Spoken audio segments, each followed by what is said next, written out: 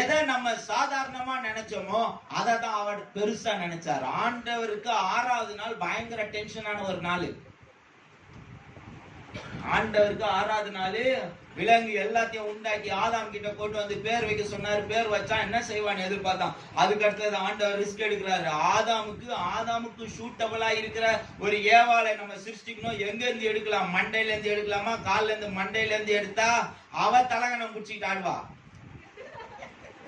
கால்ல இருந்து எடுத்தா இவன் தலகணம் பிடிச்சிக்கிட்டு ஆடுவான். நீ என் கால் தானடி அப்படின்றான். ஸ்தோத்திரம். சமமா இருக்கணும், அவனுக்கு ஈக்குவலா இருக்கணும்னு சொல்லிட்டு விழாவில இருந்து எடுத்து ரெண்டுத்தையும் சமமா படைச்சு ஆண்டவர் பாருங்க 6வது நாள் ரிஸ்க் எடுத்தாரு. 7வது நாள் ரெஸ்ட்ல ஆயிட்டார். ஸ்தோத்திரம். 7வது நாள் ஆண்டவர் ஓய்ந்து இருந்தார். அப்படின்னா என்ன அர்த்தம்? வேலை இல்லாம அல்ல, வேலை எல்லாத்தையும் முடிச்சிட்டாருன்னு அர்த்தம்.